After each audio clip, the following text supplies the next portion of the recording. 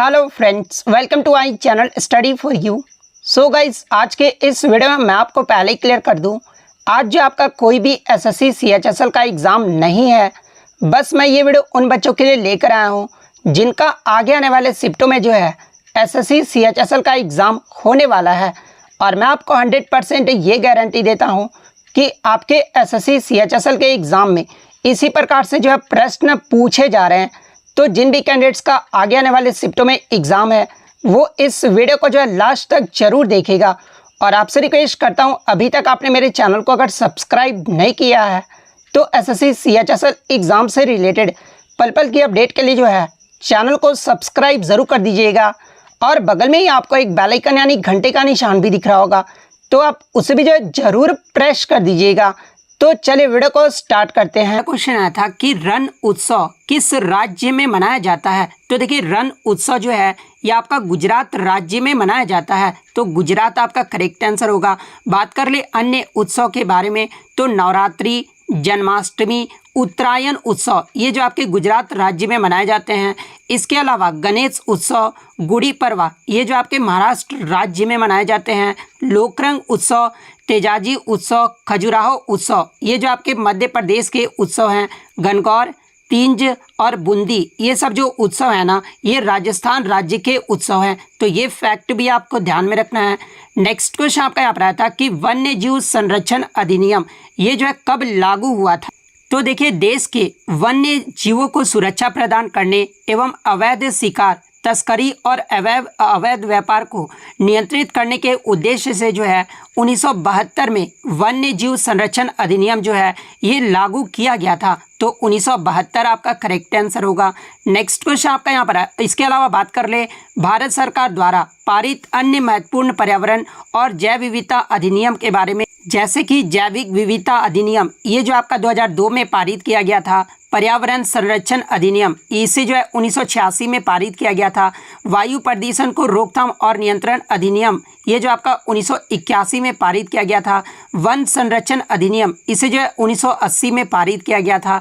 जल रोकथाम और प्रदूषण नियंत्रण अधिनियम इसे जो है 1974 में जो है पारित किया गया था। तो ये सारे फैक्ट आपको ध्यान में रखना है। नेक्स्ट क्वेश्चन आपका यहाँ पर आया था कि धौलावीरा एक हड़प्पा शहर है और वर्तमान में ये जो है किस भारतीय राज्य में स्थित है। तो देखिए, ये जो आपका धौलावीरा है ना, ये पश्चिमी गुजरात के कच्छ के रण में एक हड़प्पा शहर है जिसे यूनेस्को के विश्व धरोहर स्थल की सूची में भी जो है इसे शामिल किया गया है। और ये विश्व धरोहर सूची में अंकित होने वाला भारत का 40वां साइट है। तो ये भी आपको ध्यान में रखना है। और ये जो आपका धौलावीरा स्थल है ना, इसे जो है वर्ष 1968 में इसे खोजा गया था।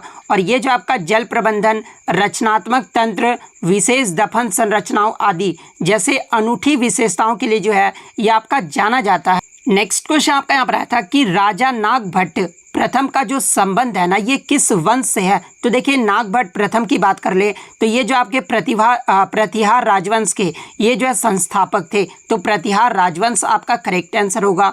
नेक्स्ट क्वेश्चन आपका यहाँ पर आया था कि वीर सावरकर अंतर्राष्ट्रीय हवाई अड्डा भारत के किस राज्य या फिर केंद्र शासित प्रदेश में स्थित है। तो देखिए, वीर सावरकर अंतर्राष्ट्रीय हवाई अड्डे की बात कर ले तो ये आपका अंडमान और निकोबार द्वीप समूह में पोर्ट ब्लेयर में स्थित है। तो अंडमान और निकोबार द्वीप समूह आपका करेक्ट आंसर होगा। बात कर ले अन्य अंतर्राष्ट्रीय हवाई अड्डे के बारे में, जैसे कि इंदिरा गांधी अंतर्राष्ट्रीय हवाई अड्डा ये जो है कहाँ पर है, तो ये आपका दिल्ली में स्थित है। सरदार वल्लभ भाई पटेल अंतर्राष्ट्रीय हवाई अड्डा ये जो आपका अहमदाबाद गुजरात में है।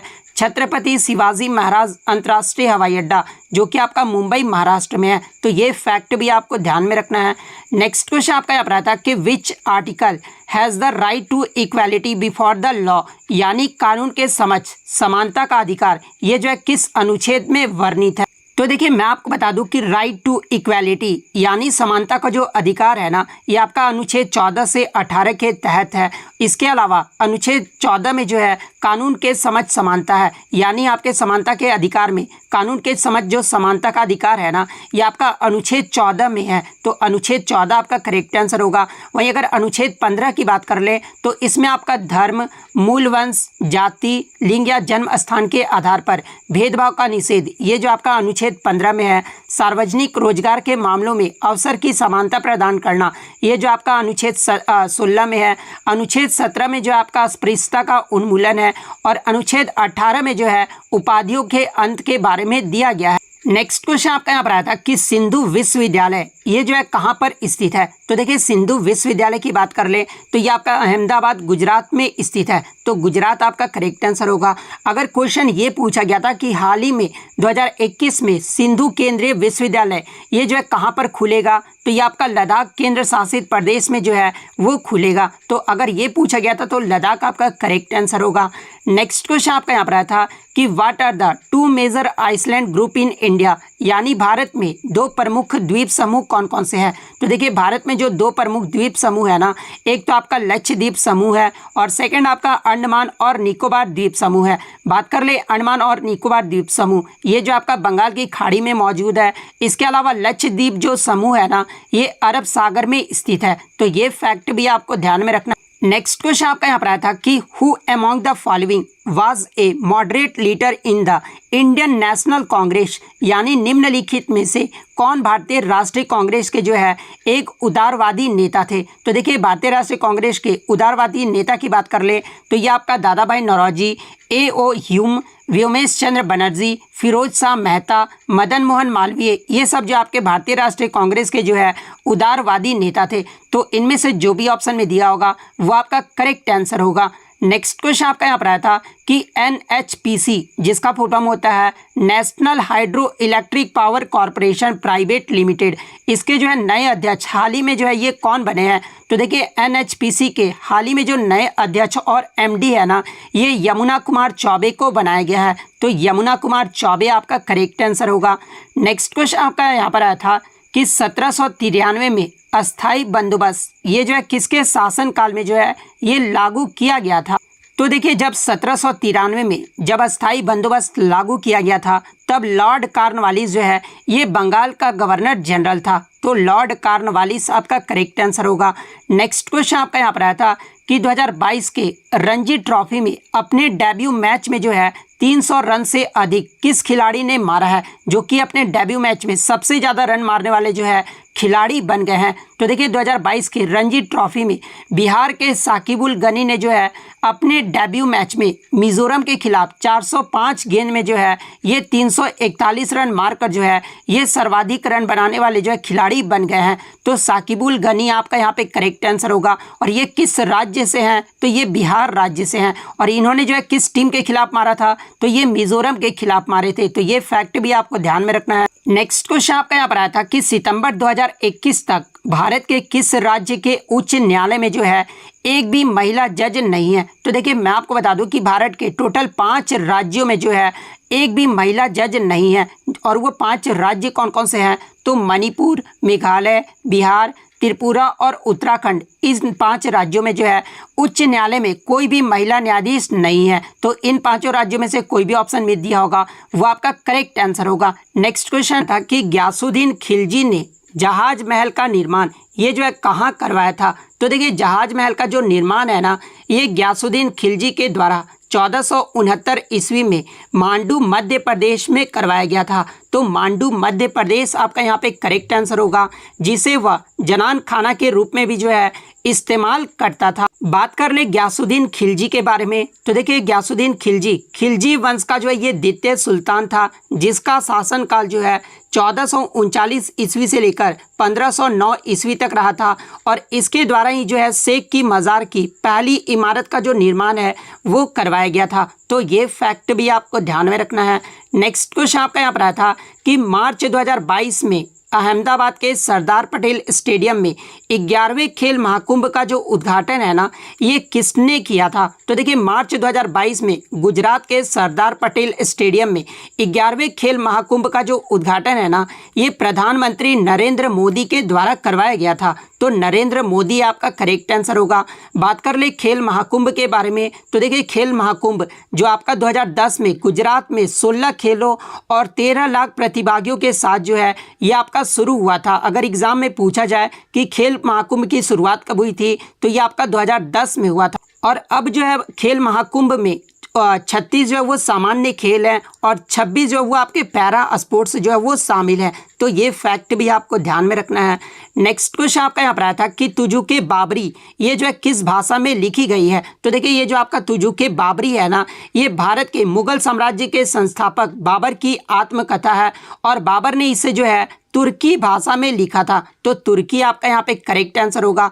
बात कर ले तुजुके बाबरी का फारसी भाषा में अनुवाद ये जो है किसने किया था, क्योंकि यहाँ से भी एग्जाम में प्रश्न पूछे जाते हैं। तो देखिए तुजुके बाबरी को फारसी भाषा में जो अनुवाद है ना, ये अब्दुल रहीम खान खाना ने जो है बाबरनामा नाम से किया था। तो ये नाम भी आपको ध्यान में रखना है।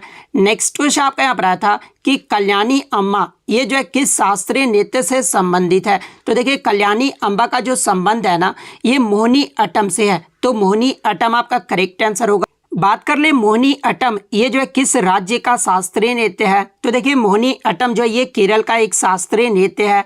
इसके अलावा VN मेनन, कल्याणी अम्मा, सुनंदा नायर, कलामंडलम क्षेमवती, माधुरी अम्मा और जयप्रभा मेनन, इन सभी का जो संबंध है ना, ये मोहिनी अट्टम से है। तो ये फैक्ट भी आपको ध्यान में रखना है। नेक्स्ट क्वेश्चन आपका यहाँ पर आया था कि who is the present chairman of NHRC यानी नेशनल ह्यूमन राइट्स कमीशन के जो है वर्तमान में चेयरमैन कौन है, यानी राष्ट्रीय मानव अधिकार आयोग के जो है वर्तमान अध्यक्ष कौन है। तो देखिए वर्तमान में NHRC के जो अध्यक्ष है ना, ये न्यायमूर्ति अरुण कुमार मिश्रा हैं। तो अरुण कुमार मिश्रा आपका करेक्ट आंसर होगा। बात कर ले NHRC यानी राष्ट्रीय मानवाधिकार आयोग की स्थापना ये जो है कब की गई थी। तो 12 अक्टूबर 1993 को हुआ था। राष्ट्रीय मानवाधिकार आयोग ये जो है किसके क्षेत्राधिकार में आता है। तो ये भारत सरकार के क्षेत्राधिकार में आता है। राष्ट्रीय मानवाधिकार आयोग का मुख्यालय कहाँ पर है। तो ये आपका नई दिल्ली में स्थित है। तो ये फैक्ट भी आपको ध्यान में रखना है। नेक्स्ट क्वेश्चन आपका यहाँ पर आया था कि योजना अवकाश यानी प्लान हॉलीडे ये जो है किस पंचवर्षीय योजना के बाद जो है इसे घोषित किया गया था। तो देखिए प्लान हॉलीडे से तात्पर्य है उस त्रिवर्षीय योजना से है जो तीसरी पंचवर्षीय योजना जिसका कार्यकाल 1961 से लेकर 1966 तक रहा था। और ये जो आपका तीसरी पंचवर्षीय योजना के बाद जो है ये लागू किया गया था। और इस योजना के दौरान जो है नई कृषि नीति के अंतर्गत उच्च उत्पादन क्षमता वाले बीजों वितरण, विस्तृत पैमाने पर उर्वरकों के प्रयोग, सिंचाई क्षमता का विस्तार, मृदा संरक्षण पर विशेष रूप से जो है बल देने की रणनीति जो है वो अपनाई गई थी, ताकि इनमें से होने वाले कम हत्यापतन के संकट को जो है टाला जा सके। तो तीसरी पंचवर्षीय योजना आपका करेक्ट आंसर होगा।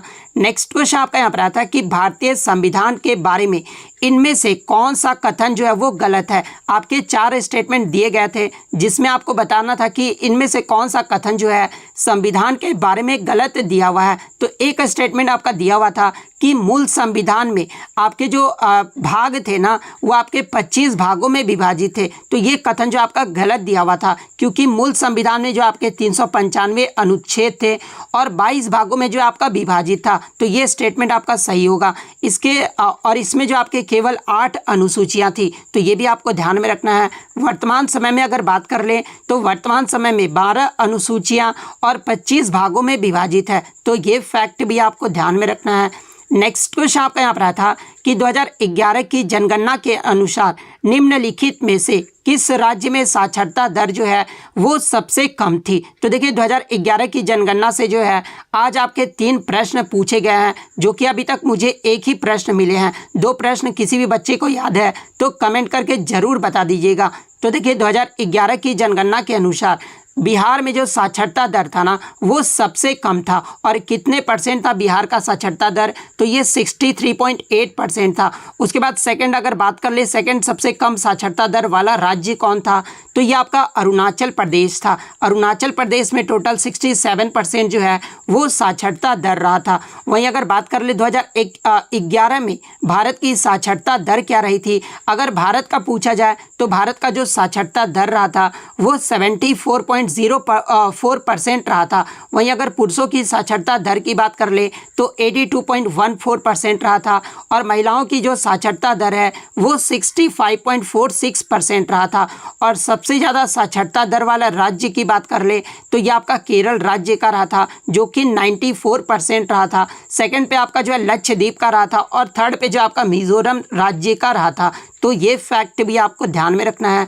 नेक्स्ट क्वेश्चन आपका यहाँ पर आया था कि देव दीपावली ये जो है पर्व कब मनाया जाता है, या फिर क्वेश्चन ये पूछा गया था कि देव दीपावली जो पर्व है ना ये कौन से स्थान के लिए प्रसिद्ध है। तो देखिए मैं आपको बता दूं कि देव दीपावली पर्व दिवाली के 15 दिन बाद मनाया जाता है और ये जो आपका कार्तिक पूर्णिमा का त्यौहार है जो कि वाराणसी उत्तर प्रदेश में मनाया जाता है। तो स्थान में अगर पूछा गया था तो वाराणसी आपका करेक्ट आंसर होगा। नेक्स्ट क्वेश्चन आपका यहाँ पर आया था कि मोजिला फायरफॉक्स ये जो है कब बना था, यानी कब जो है ये फॉर्म हुआ था। तो देखिए मोजिला फायरफॉक्स की बात कर ले तो ये आपका जो है 2002 में जो है इसे बनाया गया था। तो 2002 आपका यहाँ पे करेक्ट आंसर होगा। और किसके द्वारा बनाया गया था, तो देखिए मोजिला समुदाय के सदस्य द्वारा, जिसका कोड नेम क्या था, तो फिनिक्स था। फिनिक्स के तहत जो है ये मोजिला फायरफॉक्स को जो है बनाया गया था। तो ये फैक्ट भी आपको ध्यान में रखना है। और ये जो आपका मोजिला फायरफॉक्स है ना एक वेब ब्राउज़र है, तो ये भी आपको ध्यान में रखना है। नेक्स्ट क्वेश्चन आपका यहाँ पर आया था कि कांग्रेस का प्रथम अधिवेशन जो कि 1885 में हुआ था, इसकी जो अध्यक्षता है ना ये किसने की थी। तो देखिए कांग्रेस के प्रथम अधिवेशन की बात कर ले तो देखिए भारतीय राष्ट्रीय कांग्रेस की जो स्थापना है ना ये 72 प्रतिनिधियों की उपस्थिति में 28 दिसंबर 1885 को बम्बई के गोकुलदास तेजपाल संस्कृत विश्वविद्यालय में जो है इसकी स्थापना की गई।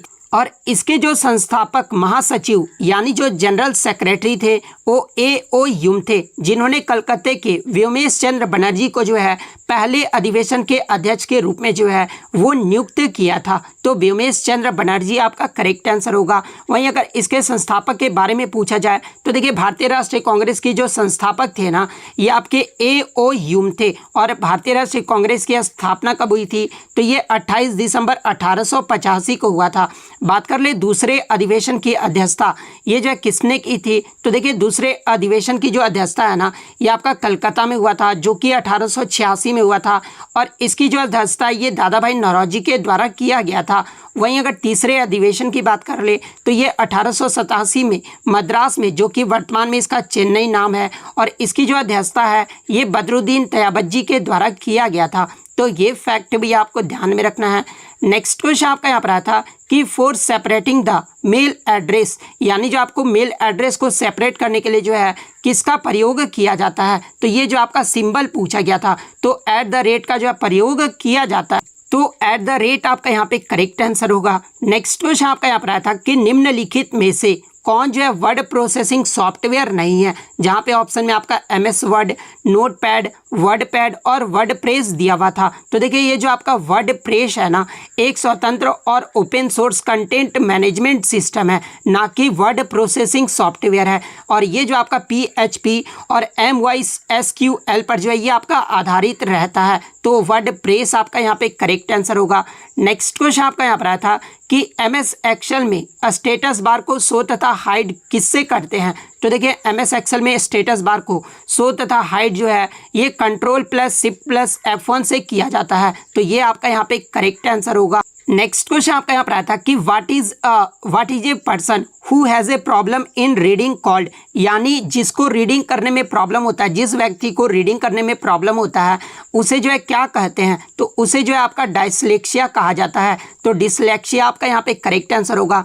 और ये जो आपका इंग्लिश में वर्ड सब्स्टिट्यूशन से जो आपके प्रश्न पूछे गए थे। नेक्स्ट क्वेश्चन आपका यहाँ पर आया था कि SMTP का जो है कंप्यूटर में फुल फॉर्म पूछा गया था। तो देखिए SMTP का जो फुल फॉर्म होता है ना ये सिंपल मेल ट्रांसफर प्रोटोकॉल होता है। तो सिंपल मेल ट्रांसफर प्रोटोकॉल आपका करेक्ट आंसर होगा।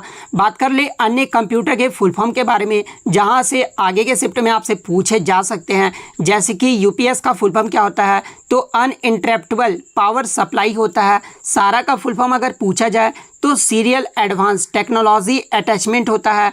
SMPS का फुल फॉर्म अगर पूछा जाए तो स्विच्ड मोड पावर सप्लाई होता है। URL का पूछा जाए तो यूनिफॉर्म रिसोर्स लोकेटर होता है। DVD का आपका डिजिटल वर्सेटाइल डिस्क होता है। CRT का आपका कैथोड रे ट्यूब होता है। SAP की बात कर ले तो सिस्टम एप्लीकेशन एंड प्रोडक्ट्स होता है। PNG का पोर्टेबल नेटवर्क ग्राफिक्स होता है। USB का आपका यूनिवर्सल सीरियल बस होता है। GPU का आपका ग्राफिक्स प्रोसेसिंग यूनिट होता है।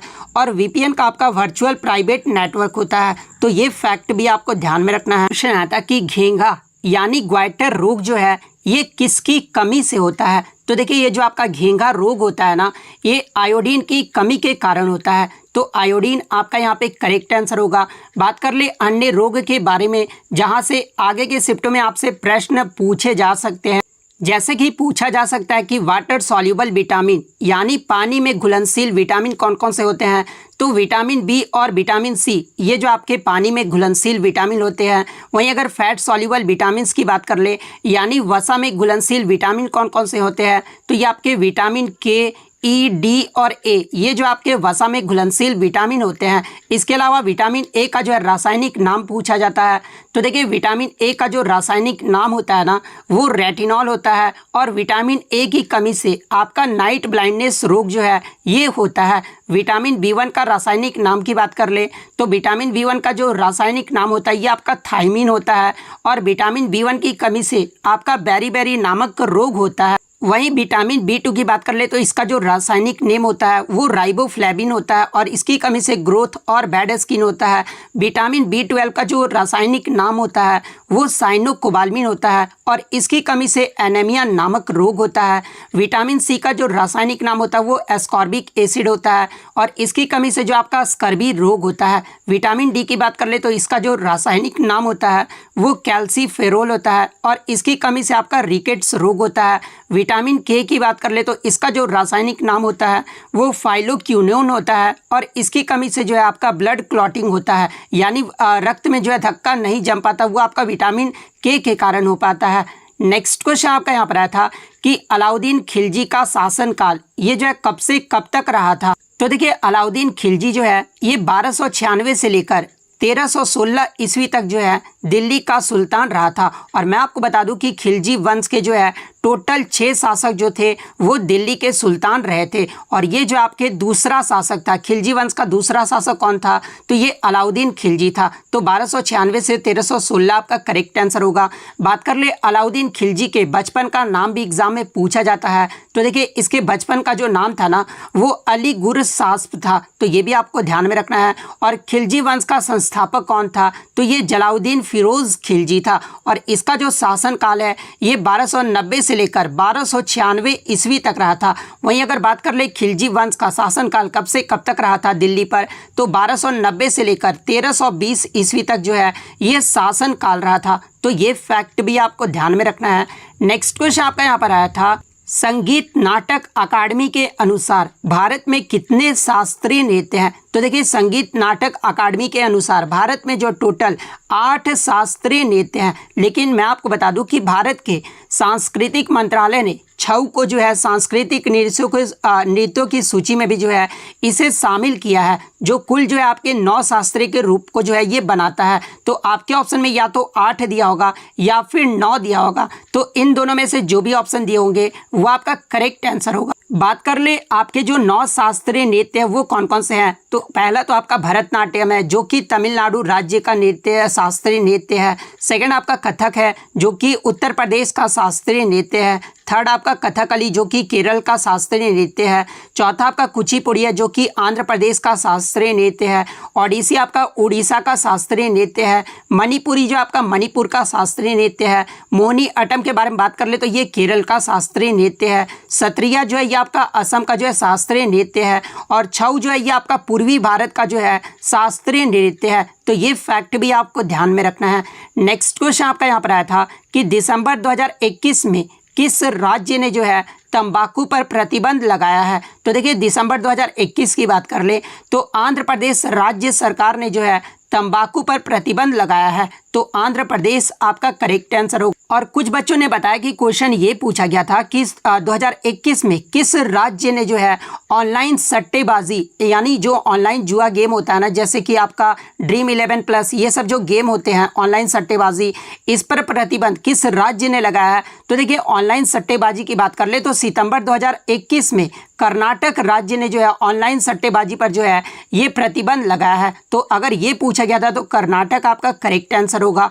नेक्स्ट क्वेश्चन आपका यहाँ पर आया था कि यूपीआई 123 पे ये जो है किसने लॉन्च किया है, यानी हु हैज़ लॉन्च्ड यूपीआई 123 पे, यानी यूपीआई 123 पे को जो है ये रिजर्व बैंक ऑफ इंडिया के गवर्नर श्री शक्तिकांत दास के द्वारा 8 मार्च 2022 को जो है इसे लॉन्च किया गया है। तो आपके ऑप्शन में आरबीआई दिया गया था, तो आरबीआई आपका करेक्ट आंसर होगा। और कब लॉन्च किया गया था, तो ये भी आपको ध्यान में रखना है कि 8 मार्च 2022 में जो है ये आरबीआई के द्वारा शक्तिकांत दास के द्वारा जो है ये लॉन्च किया गया है। नेक्स्ट क्वेश्चन आपका यहाँ पर आया था कि 1956 के औद्योगिकरण नीति प्रस्ताव का उद्देश्य जो है ये क्या था। तो देखिए 1956 के औद्योगिक नीति संकल्प का जो प्रस्ताव का उद्देश्य था ये आपका क्षेत्रीय समानता की नींव रखना था। तो क्षेत्रीय समानता आपका करेक्ट आंसर होगा। और इस नीति का जो उपयोग है ना ये पिछड़े क्षेत्रों में उद्योग को बढ़ावा देने के लिए जो है ये किया गया था। तो ये फैक्ट भी आपको ध्यान में रखना है। और इस क्वेश्चन के आप एक और इम्पॉर्टेंट फैक्ट्स जान लीजिए दोस्तों, जो कि आगे की शिफ्ट में आपसे जरूर पूछे जाएंगे। जैसे कि यूपीआई 1 2 3 पे का जो है फुल फॉर्म पूछा जाएगा। तो देखिए यूपीआई 1 2 3 पे का जो फुल फॉर्म होता है ना ये आपका यूनिफाइड पेमेंट इंटरफेस, ये आपका यानी एकीकृत भुगतान इंटरफेस इसका फुल फॉर्म होता है। तो ये फुल फॉर्म भी आपको ध्यान में रखना है। नेक्स्ट क्वेश्चन आपका यहाँ पर आया था कि गणगौर ये जो है किस राज्य का लोक नृत्य है। तो देखिए ये जो आपका गणगौर है ना ये आपका राजस्थान राज्य का एक लोक नृत्य है और इसे राजस्थान में जो है गणगौर त्यौहार पर किया जाता है। तो अगर प्रश्न ये भी पूछा जाए कि गणगौर त्यौहार ये जो है किस राज्य का त्यौहार है, तो ये आपका राजस्थान राज्य का त्यौहार है। और मार्च अप्रैल के दौरान भगवान शिव की पत्नी गौरी की पूजा जो है बड़े धूमधाम और भक्ति के साथ जो है इसमें किया जाता है। और यह जो आपका फसल वसंत और वैवाहिक निष्ठा का उत्सव भी है। और गणगौर पर्व जो है ये चैत्र के पहले दिन से जो है ये शुरू होता है। तो ये फैक्ट भी आपको ध्यान में रखना है। नेक्स्ट क्वेश्चन आपका यहाँ पर आया था कि 2021 में बसवराज बोम्मई ने किस राज्य के मुख्यमंत्री के रूप में जो है ये शपथ लिए हैं। तो देखिए 2021 में बसवराज बोम्मई ने जो है ये कर्नाटक के 23वें मुख्यमंत्री के रूप में जो है ये शपथ लिए थे। तो कर्नाटक आपका करेक्ट आंसर होगा। नेक्स्ट क्वेश्चन आपका यहाँ पर आया था कि 2022 में ड्रोन महोत्सव ये जो है कहाँ मनाया गया है। तो देखिए 2022 में ड्रोन महोत्सव की बात कर ले तो ये आपका 2 दिवसीय रहा था, जो कि आपका 27-28 मई को दिल्ली में पीएम नरेंद्र मोदी ने जो है इस महोत्सव का उद्घाटन किया था। तो दिल्ली आपका यहाँ पे करेक्ट आंसर होगा। नेक्स्ट क्वेश्चन आपका यहाँ पर आया था कि इनमें से कौन सी योजना जो है 2016 में चलाई गई थी, जहाँ पे ऑप्शन में आपका MNREGA, stand up India scheme इस प्रकार से ऑप्शन दिए गए थे। तो देखिए ये जो आपका स्टैंड अप इंडिया स्कीम है ना ये आपका 5 अप्रैल 2016 को जो है ये योजना आपका शुरू किया गया था। तो स्टैंड अप इंडिया स्कीम आपका यहाँ पे करेक्ट आंसर होगा। और स्टैंड अप इंडिया योजना को जो है कब तक बढ़ा दिया गया है, तो इसे 2025 तक जो है बढ़ा दिया गया है। बात कर ले ये जो है किसके द्वारा शुरू किया गया था, तो ये प्रधानमंत्री नरेंद्र मोदी के द्वारा शुरू किया गया था। और किस मंत्रालय के द्वारा अगर ये पूछा जाए तो ये आपका केंद्रीय वित्त मंत्रालय के द्वारा जो है इसे शुरू किया गया था। और इसका उद्देश्य क्या था, तो देखिए स्टैंड अप इंडिया का जो मुख्य उद्देश्य था ना वो अनुसूचित जाति और जनजाति तथा सभी वर्ग के महिलाओं का जो है नया उद्यम शुरू करने हेतु आर्थिक सहयोग देना, इसका जो है मुख्य उद्देश्य था। तो ये उद्देश्य भी आपको ध्यान में रखना है। नेक्स्ट क्वेश्चन आपका यहाँ पर आता है कि वन हु लव्स मैनकाइंड, यानी इंग्लिश में जो आपका वन वर्ड सब्सटीट्यूशन से आपके प्रश्न पूछे गए थे, यानी वन हु लव्स मैनकाइंड का मतलब क्या होता है, जो मानव जाति से प्यार करता है उसे जो है क्या कहा जाता है, तो इंग्लिश में जो इसे फिलैंथ्रोपिस्ट यानी परोपकारी कहा जाता है। तो फिलैंथ्रोपिस्ट आपका करेक्ट आंसर होगा।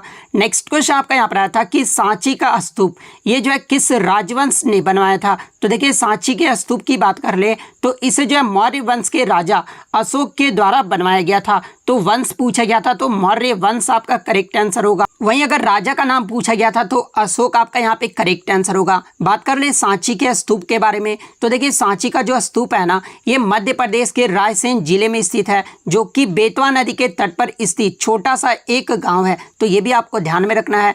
इसके अलावा सांची के स्तूप को जो है विश्व धरोहर स्थल कब घोषित किया गया था, तो देखिए सांची के स्तूप को 1989 में जो है यूनेस्को की विश्व धरोहर सूची में जो है इसे शामिल किया गया था। नेक्स्ट क्वेश्चन आपका यहाँ पर आया था कि फॉरवर्ड ब्लॉक की स्थापना ये जो 1939 में किसने की थी। तो देखिए फॉरवर्ड ब्लॉक की जो स्थापना 1939 में जो है ये नेताजी सुभाष चंद्र बोस के द्वारा किया गया था। और ये जो आपका फॉरवर्ड ब्लॉक था ना, ये भारत का एक राष्ट्रवादी राजनीतिक दल था जिसकी स्थापना 1939 में जो है नेताजी सुभाष चंद्र बोस के द्वारा किया गया था। नेक्स्ट क्वेश्चन आपका यहाँ पर आया था कि तस्नीम मीर अंडर 19 ये जो है किस राज्य से संबंधित है। तो देखिए तस्नीम मीर अंडर 19 जो है ये आपका गुजरात राज्य से संबंधित है। नेक्स्ट क्वेश्चन आपका यहाँ पर आया था कि पाकिस्तान की अधिकतम आबादी यानी कौन सा समुदाय जो है पाकिस्तान में सबसे अधिक रहता है। तो देखिए मैं आपको बता दूं कि पाकिस्तान जो है ये आपका किसका आबादी सबसे अधिक है। तो पाकिस्तान में इस्लामियों की आबादी जो है सबसे अधिक है, लगभग 90% इस्लाम रहते हैं। और समुदाय पूछा गया था तो समुदाय की बात कर ले तो पाकिस्तान में सुन्नी जो है 85 से 90% रहते हैं, जबकि सिया समुदाय की बात कर ले तो ये 10 से 15% रहते हैं। तो सुन्नी आपका यहाँ पे करेक्ट आंसर होगा। नेक्स्ट क्वेश्चन आपका यहाँ पर आया था कि सप्रू समिति रिपोर्ट ये जो है कब दी गई थी। तो देखिए सप्रू समिति रिपोर्ट की बात कर ले तो इसे जो है नवंबर 1944 में दिया गया था। तो 1944 आपका करेक्ट आंसर हो। बात कर ले सप्रू समिति रिपोर्ट के बारे में तो इसने जो है भारत के विभाजन के प्रस्ताव को खारिज भी किया था। और इसका जो संबंध है ये किससे है। तो देखिए सप्रू समिति रिपोर्ट का जो संबंध है ना ये आपका अल्पसंख्यकों की राजनीतिक और नागरिक अधिकार से संबंधित है, जिसके प्रमुख कौन थे तो तेज बहादुर सप्रू थे। तो ये फैक्ट भी आपको ध्यान में रखना है। नेक्स्ट क्वेश्चन आपका यहाँ पर आया था कि the other side of silent की रचना ये जो है किसने की है। तो देखिए the other side of silent ये जो पुस्तक है ना ये जो आपका उर्वशी बुटालिया के द्वारा लिखा गया है। तो उर्वशी बुटालिया आपका करेक्ट आंसर होगा। नेक्स्ट क्वेश्चन आपका यहाँ पर आया था कि भारत में स्थित सबसे ठंडा स्थान कौन सा है। तो देखिए भारत में स्थित सबसे जो ठंडा स्थान है ना ये आपका द्रास है, जिसे जो है क्या कहा जाता है। तो द्रास को जो है आपका लद्दाख का प्रवेश द्वार भी कहा जाता है। और द्रास जो है आपका जम्मू एंड कश्मीर के कारगिल जिले में जो है ये आपका पड़ता है। लेकिन कुछ बच्चों ने बताया कि क्वेश्चन ये पूछा गया था कि दक्षिण में भारत का सबसे ठंडा क्षेत्र कौन सा है। तो देखिए दक्षिण में अगर भारत का सबसे ठंडा क्षेत्र की बात कर ले तो ये आपका कोडाई कनल है। तो कोडाई कनल फिर आपका यहाँ पे करेक्ट आंसर होगा। नेक्स्ट क्वेश्चन आपका यहाँ पर आया था कि कॉलम अनहाइड करने हेतु किस शॉर्टकट की का जो है प्रयोग किया जाता है। तो देखिए मैं आपको बता दूं कि MS एक्सेल से आपके जो है लगभग 7 से 8 प्रश्न हर शिफ्ट में पूछे जा रहे हैं। तो देखिए MS एक्सेल में कॉलम हाइड अनहाइड करने हेतु ये जो आपका Ctrl+Shift+O का जो है प्रयोग किया जाता है। तो ये शॉर्टकट की आपका करेक्ट आंसर होगा। वहीं अगर कॉलम हाइड की बात कर ले तो इसमें जो आपका Ctrl+O का प्रयोग किया जाता है। वहीं अगर रॉ हाइड की बात कर ले तो इसमें आपका Ctrl+9 का उपयोग किया जाता है। नेक्स्ट क्वेश्चन आपका यहाँ पर आया था कि रिबन को हाइड करने की जो है शॉर्टकट की पूछी गई थी। तो देखिए रिबन को हाइड करने का जो शॉर्टकट की होता है ना ये Ctrl+Shift+F1 होता है। तो ये शॉर्टकट की जो आपका यहाँ पे करेक्ट आंसर